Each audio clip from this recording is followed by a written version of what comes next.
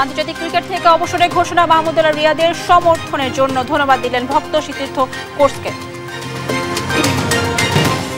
কাল ঢাকা আসছেন জাতিসংঘ মহাসচিব, শুক্রবার রোহিঙ্গাদের সঙ্গে ইফতার, রোহিঙ্গা সংকট সমাধানে ফের আলোচনার আশাবাদ।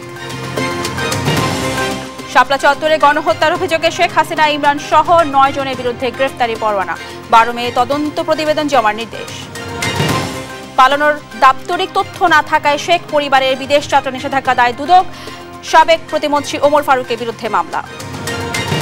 বিএনপির 31 দফার ভিত্তিতে দ্রুত সংস্কার করে জুলাইয়ের মধ্যে নির্বাচন দেওয়া যেতে পারে বললেন মির্জা আব্বাস।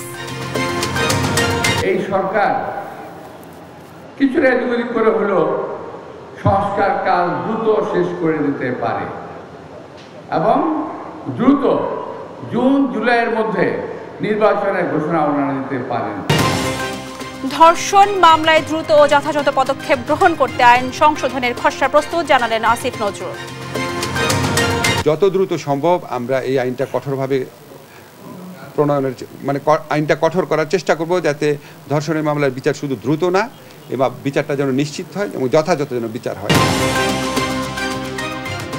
সংবাদদাতা দেখছিলেন সংবাদ শিরোনাম, সঙ্গে আছে আমি রাবি ইসলাম স্নেহা। এবার বিস্তারিত। আন্তর্জাতিক ক্রিকেট থেকে অবসরের ঘোষণা দিয়েছেন মাহমুদুল্লাহ রিয়াদ। বুধবার সামাজিক যোগাযোগ মাধ্যমে নিজের ভেরিফাইড ফেসবুক পেজে এক পোস্টের মাধ্যমে এ সিদ্ধান্ত জানান অভিজ্ঞ এই ক্রিকেটার। আগেই টেস্ট ও আন্তর্জাতিক টি-20 থেকে সরে দাঁড়িয়েছিলেন রিয়াদ, এবার ওয়ানডে থেকেও বিদায় নিলেন। তাই বাংলাদেশের জার্সিতে আর 22 গজে দেখা যাবে না এই অলরাউন্ডারকে। আর জানাচ্ছেন তাসবি শরণ। কিছুদিন আগেই ওয়ানডে ক্রিকেটকে বিদায় জানিয়েছিলেন মুশফিকুর রহিম। এরপর থেকেই গুঞ্জন ছিল মাহমুদুল্লাহ রিয়াদও কি একই পথে হাঁটবেন। অবশেষে সেই গুঞ্জনই সত্য হলো। আন্তর্জাতিক ক্রিকেট থেকে অবসরের ঘোষণা দিয়েছেন মাহমুদুল্লাহ রিয়াদ।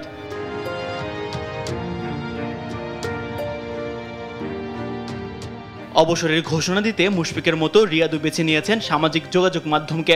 এক আবেগঘন বার্তায় সতীর্থ, কোচ ও বিশেষভাবে ভক্তদের ধন্যবাদ জানিয়েছেন তিনি। আমি আন্তর্জাতিক ক্রিকেট থেকে অবসর নেয়ার সিদ্ধান্ত নিয়েছি। আমার সব সতীর্থ, কোচ ও বিশেষভাবে ভক্তদের ধন্যবাদ জানাতে চাই, যারা সব সময় আমাকে সমর্থন করেছেন। সবকিছু নিখুঁতভাবে শেষ হয় না, তারপরও একটা সময় শেষ বলে সামনে এগিয়ে যেতে হয়। শান্তি। 2007 সালে শ্রীলঙ্কার বিপক্ষে ওয়ানডে দিয়ে আন্তর্জাতিক ক্রিকেটে অভিষেক হয় মাহমুদুল্লাহ রিয়াদের। জাতীয় দলের হয়ে সর্বশেষ ম্যাচও খেলেছেন ওয়ানডে ফরম্যাটে। গত 24 ফেব্রুয়ারি চ্যাম্পিয়ন্স ট্রফিতে নিউজিল্যান্ডের বিপক্ষে ম্যাচ জিতাই হয়ে থাকলেও লাল সবুজের জার্সিতে রিয়াদের শেষ ম্যাচ। 13 যুগের আন্তর্জাতিক ক্যারিয়ারে রিয়াদ 239 ওয়ানডেতে প্রায় 37 গড়ে করেছেন 5689 রান। 32-50 সঙ্গে আছে 4টি সেঞ্চুরি, যার সবকটি আবার আইসিসি টুর্নামেন্টে। এছাড়াও 50 টেস্টে 5 সেঞ্চুরি সহ নামের পাশে আছে 2914 রান। আর 141টি টি-20তে করেছেন 2444 রান। তাসবি শরণ, স্পোর্টস ডেস্ক, দেশ টিভি। 4 দিনের সফরে বৃহস্পতিবার বাংলাদেশে আসছেন জাতিসংঘ মহাসচিব অ্যান্টনিও গুতেরেস। এই নিয়ে দ্বিতীয়বার সফরে আসছেন তিনি। শুক্রবার রোহিঙ্গা শরণার্থী শিবির পরিদর্শন এবং 1 লাখ রোহিঙ্গার সঙ্গে ইফতার করবেন প্রধান উপদেষ্টা এবং জাতিসংঘ মহাসচিব। সফরকে কেন্দ্র করে বিশ্ব দরবারে রোহিঙ্গা সংকট আবার আলোচনার কেন্দ্রে আসবে আশা করছেন বাংলাদেশ। আরও জানাচ্ছেন জানাতুল মোহনা।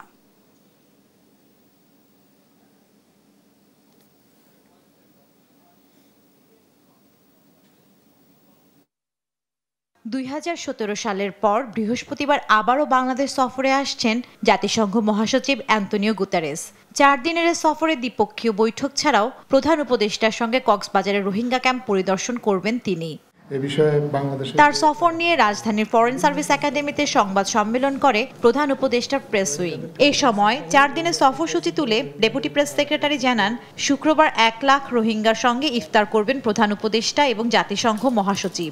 রোহিঙ্গাদের সাথে ইফতারে মাননীয় প্রধান উপদেষ্টা ওনার কক্সবাজারের প্রোগ্রাম শেষ করে ওনার সাথে ইফতারে জয়েন করবেন।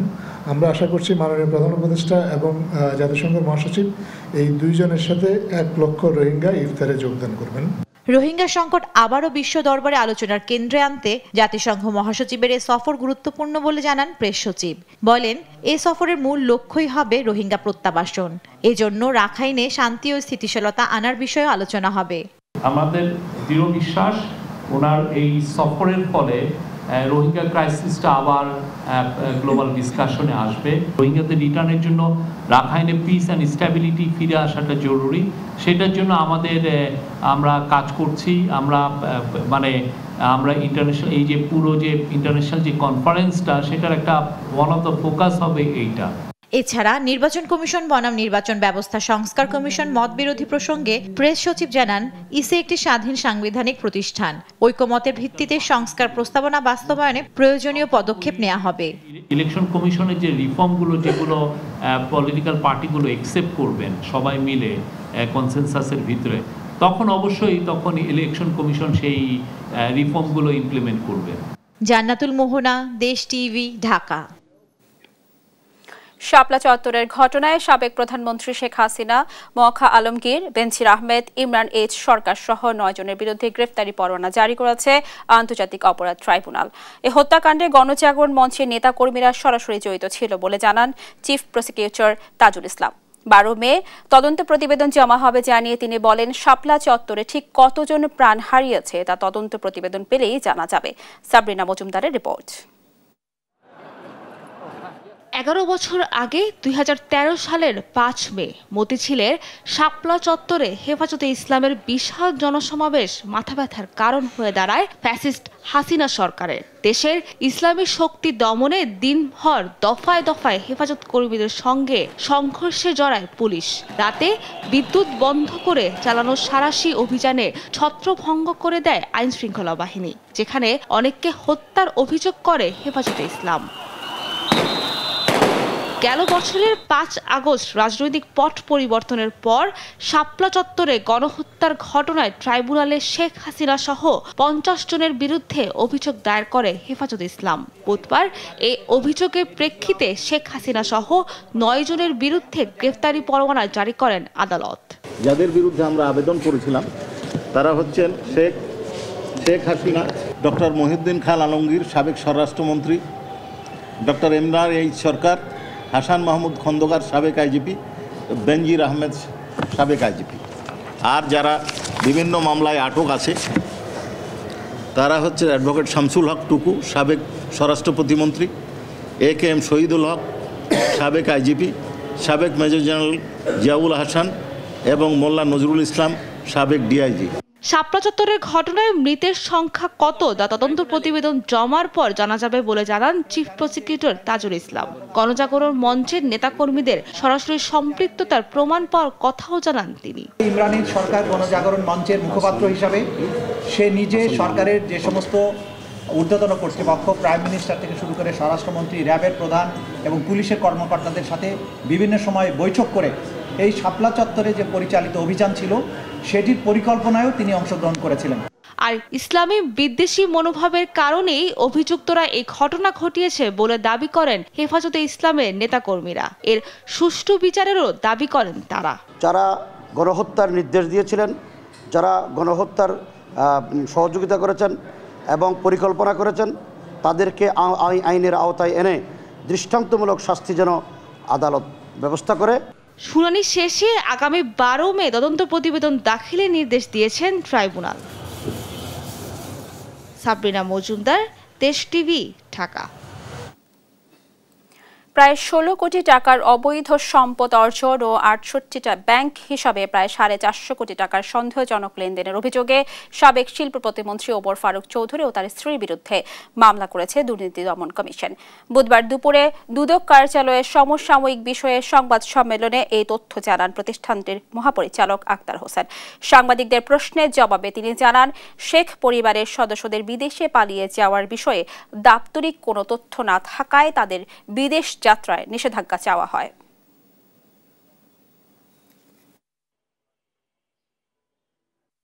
ওমর ফারুক চৌধুরী সাবেক সংসদ সদস্য রাজশাহী 1 ও সাবেক প্রতিমন্ত্রী শিল্প মন্ত্রণালয় 445 কোটি টাকারও বেশি সন্দেহজনক লেনদেন করে মানি লন্ডারিং এর সম্পৃক্ত অপরাধ, দুর্নীতি ও ঘুষ সংগঠনের মাধ্যমে প্রাপ্ত অর্থ ও সম্পত্তি অবৈধ উৎস গোপন বা আড়াল করার উদ্দেশ্যে স্থানান্তর, রূপান্তর এবং হস্তান্তর করার অপরাধ অনুসন্ধানকালে প্রমাণিত হয়েছে।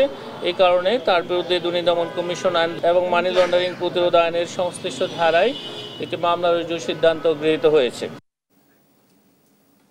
বিএনপির ৩১ দফার ভিত্তিতে দ্রুত সংস্কার করে জুলাইয়ের মধ্যে নির্বাচন দেওয়া যেতে পারে বলে মন্তব্য করেছেন দলটির স্থায়ী কমিটির সদস্য মির্জা আব্বাস। বলেন, লোভী রাজনৈতিক দল ও রাজনীতিকদের মূল লক্ষ্য ক্ষমতা, সেখানে দেশপ্রেমের লেশ মাত্র নেই। আর ঐক্যবদ্ধভাবে শক্তিশালী জাতীয় সংসদ বিনির্মাণে আলোচনার মধ্য দিয়ে সব সংস্কার বাস্তবায়নের আহ্বান জানান দলটির স্থায়ী কমিটির আরেক সদস্য সালাউদ্দিন আহমেদ। আরও জানাচ্ছেন সাইফুল রিপন। রাষ্ট্র কাঠামো মেরামতে ৩১ দফা ও জনসম্পৃক্তি শীর্ষক কর্মশালায় সংস্কারের ৩১ দফা তুলে ধরেন ঢাকা মহানগর দক্ষিণ বিএনপির আহ্বায়ক। এই ৩১ দফার মাধ্যমে একটি সুন্দর বাংলাদেশ আমরা দেশের মানুষকে উপহার দিতে পারবো।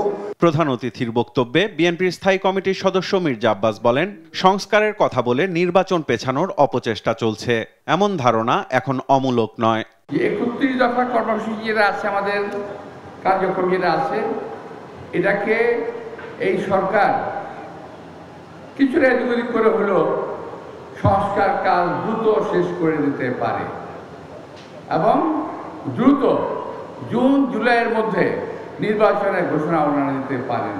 বিএনপির সমালোচনাকারীদের সতর্ক হওয়ার আহ্বান জানিয়ে তিনি বলেন, কয়েকটি দল নির্বাচনকে ভয় পায়। কিছু রাজনৈতিক দল আছে যারা শুধুমাত্র বিরোধিতার জন্য বিরোধিতা করে, কার্যকর কোনো বিরোধিতা নয়। এই দলগুলো পাকিস্তান সৃষ্টি লগ্ন থেকে ভারত বিভক্তির থেকে শুরু করে আজ পর্যন্ত শুধু বিরোধিতাই করে গেল। দেশ প্রেমের লেশ মাত্র তাদের ভিতরে নাই। এই বাংলাদেশ কারো তালুকদারি নয়, এই বাংলাদেশের জনগণের। সুতরাং কথাবার্তা বলার সময় হিসেব করে বলবেন, যাতে আমাদেরকে বেহিসেবি কথা বলতে না হয়। এদিকে রাজধানীর বারিধারায় হেফাজতে ইসলামের ইফতার মাহফিলে যোগ দেন বিএনপির স্থায়ী কমিটির আরেক সদস্য সালাউদ্দিন আহমেদ। বলেন, দেশ ফ্যাসিবাদ মুক্ত হলেও তাদের দোসরদের অস্থিতিশীলতা তৈরির পায়তারা বন্ধ হয়নি। আসুন সবাই মিলে একটি শক্তিশালী একটি জাতীয় সংসদ বিনির্মাণ করি, যেখানে সকল সংস্কার প্রস্তাবগুলো আলাপ আলোচনার মধ্য দিয়ে জাতীয় ঐক্যমতের ভিত্তিতে গৃহীত হবে এবং সেই সংবিধানকে আপনারা নতুন সংবিধান হিসেবে অভিহিত করুন, আমাদের কোনো আপত্তি নাই। সাম্প্রদায়িক সম্প্রীতি কেউ যেন বিনষ্ট করতে না পারে সে বিষয়ে সজাগ থাকার আহ্বানও জানান সালাউদ্দিন আহমেদ। কোন শক্তি যেন আমাদের মধ্যে সাম্প্রদায়িক বীজ বপন না করে দিতে পারে। সাইফুল রিপন, দেশ টিভি, ঢাকা। শিক্ষা প্রতিষ্ঠানগুলোতে অস্ত্র, রক্ত আর লাশের মিছিল দেশবাসী আর দেখতে চায় না। বুধবার রাজধানীর নয়াপল্টনের ছাত্র শিবির আয়োজিত এক ইফতার মাহফিলে এ মন্তব্য করেন জামায়াতে ইসলামীর আমির ডক্টর শফিকুর রহমান। একই দিনে জামায়াতে ইসলামী ঢাকা মহানগরী দক্ষিণ চকবাজার থানার উদ্যোগে আয়োজিত এক ইফতার মাহফিলে দলটির সেক্রেটারি জেনারেল অধ্যাপক গোলাম পারোয়ার বলেন, অন্তর্বর্তী সরকার একটি জাতীয় নির্বাচনের দিকে এগিয়ে যাচ্ছে। একটি গোষ্ঠী দেশে অস্থিরতা তৈরি করে নির্বাচনের পথে বাধা সৃষ্টি করছে। কয়েস রাহাতের রিপোর্ট। অর্ধ শতাব্দীর বেশি সময় স্বাধীনতা পেলেও দেশের শিক্ষা প্রতিষ্ঠানগুলো এখনও আদর্শ দেশপ্রেমিক তৈরির কারখানা হয়ে উঠতে পারেনি বলে মন্তব্য করেছেন জামাতে ইসলামের আমির ডক্টর শফিকুর রহমান। বলেন, শিক্ষা প্রতিষ্ঠানগুলোতে অস্ত্র, রক্ত আর লাশের মিছিল দেশবাসী আর দেখতে চায় না। নয়াপল্টনে বাংলাদেশ ইসলামী ছাত্র শিবির আয়োজিত ইফতার মাহফিলে এ মন্তব্য করেন তিনি। জুলাই আন্দোলনের পর দেশে যে নতুন প্রত্যাশার জন্ম হয়েছে তা পূরণে শিক্ষা প্রতিষ্ঠানগুলো শিক্ষা ও গবেষণার কেন্দ্রে পরিণত হওয়ার আশাবাদও ব্যক্ত করেন তিনি। শিক্ষা প্রতিষ্ঠানে অস্ত্র, রক্ত এবং লাশের মিছিল দেশবাসী এরকম জামাতে ইসলামী ঢাকা মহানগরী দক্ষিণ চকবাজার থানার উদ্যোগে আয়োজিত অন্য এক ইফতার মাহফিলে দলটির সেক্রেটারি জেনারেল অধ্যাপক গোলাম পারোয়ার বলেন, অন্তর্বর্তী সরকার যে জাতীয় নির্বাচনের দিকে এগিয়ে যাচ্ছে তাতে অস্থিরতা তৈরি করে একটি গোষ্ঠী বাধা সৃষ্টি করছে। অন্তর্বর্তীকালীন সরকার একটি জাতীয় নির্বাচনের লক্ষ্যে যে এগিয়ে যাচ্ছে, সেই নির্বাচনে একটি গোষ্ঠী অস্থিরতা, অরাজকতা তৈরি করে নির্বাচনের পথে দেশকে বাধাগ্রস্ত করছে। এ সময় একটি শোষণমুক্ত সমাজ ও দেশ বিনির্মাণে কোরআনের আইনের বিকল্প নেই উল্লেখ করে অন্তর্বর্তী সরকারের এই সুযোগকে কাজে লাগানোর প্রত্যয় ব্যক্ত করেন তিনি। রোজা থেকে তাকওয়া অর্জন করব আর তাকওয়া কাজে লাগাতে কোরআনের শাসন জারি করব। কায়েস রাহাত, দেশ টিভি, ঢাকা। দেখছেন সংবাদ রাত। দেখছেন সংবাদ রাত। ধর্ষণ সহ নারীদের প্রতি সহিংসতা, নিপীড়ন, আইনশৃঙ্খলা পরিস্থিতির অবনতি ও বিচারহীনতার প্রতিবাদে মানববন্ধন ও বিক্ষোভ সমাবেশ অনুষ্ঠিত হয়েছে। এ সময় সর্বক্ষেত্রে নারী ও শিশুদের নিরাপত্তা নিশ্চিত করতে সরকারের কাছে দাবি জানান বক্তারা। এদিকে প্রধান উপদেষ্টার প্রেস সচিব জানিয়েছেন, সিএমএইচে চিকিৎসাধীন মাগুরায় ধর্ষণের শিকার শিশুর অবস্থা আশঙ্কাজনক। সহকর্মীদের পাঠানো তথ্য ও চিত্রে টুম্পা আফরোজের রিপোর্ট। মাগুরায় ৮ বছরের শিশু ধর্ষণের অভিযুক্তদের বিচার, মব ভায়োলেন্স থামানো ও মাগুরা মেডিকেল কলেজ বন্ধের ষড়যন্ত্রের প্রতিবাদে মানববন্ধন ও বিক্ষোভ সমাবেশ করেছে জেলা গণকমিটি। জেলা প্রেস ক্লাবের সামনে এ মানববন্ধন ও সমাবেশ অনুষ্ঠিত হয়। এদিকে ধর্ষণের শিকার আসিয়ার সিজিএস লেভেল কমে শারীরিক অবস্থা আরও খারাপের দিকে জানিয়ে সবার কাছে তার জন্য দোয়া চেয়েছেন প্রেস সচিব শফিকুল আলম। কন্ডিশন আরো ডিটোরিয়েট করেছে। আজকে তার সিজিএস মানে coma level has come down to 3 from 4। আমাদের ডাক্তাররা সিএমএইচ এর তারা প্রাণান্তর চেষ্টা করছেন। আমরা আপনাদের কাছে আমরা সবাই মিলে প্রার্থনা করি উনি সম্পূর্ণ সুস্থ হন। দেশব্যাপী নারকীয় ধর্ষণ সহ নারীদের প্রতি সহিংসতা, নিপীড়ন, অনলাইনে হেনস্থা, আইন শৃঙ্খলা পরিস্থিতির অবনতি ও বিচারহীনতার প্রতিবাদে কুমিল্লায় মানববন্ধন করেছে সম্মিলিত নারী ফোরাম। বুধবার দুপুরে সংগঠনটির ব্যানারে প্রেস ক্লাবের সামনে এই কর্মসূচি পালন করা হয়। এ সময় প্রতিবাদ হোক সহিংসতার, নিশ্চিত হোক নারীর মানবাধিকার এই স্লোগানে অপরাধীদের দ্রুত দৃষ্টান্তমূলক শাস্তির দাবি জানান বক্তারা। খুব সংক্ষিপ্তভাবে এই আসামিদেরকে ধরে আইনের আওতায় আনা হোক। সারা দেশের মতো নোয়াখালীতেও ধর্ষণ ও যৌন নিপীড়নের বিরুদ্ধে মানববন্ধন ও সমাবেশ অনুষ্ঠিত হয়েছে। নোয়াখালী নার্সিং কলেজের শিক্ষক ও শিক্ষার্থীরা নোয়াখালী জেনারেল হাসপাতাল ক্যাম্পাসে ধর্ষকের শাস্তি মৃত্যুদণ্ড দাবি করে সব ক্ষেত্রে নারী ও শিশুদের নিরাপত্তা নিশ্চিত করতে সরকারের কাছে দাবি জানান।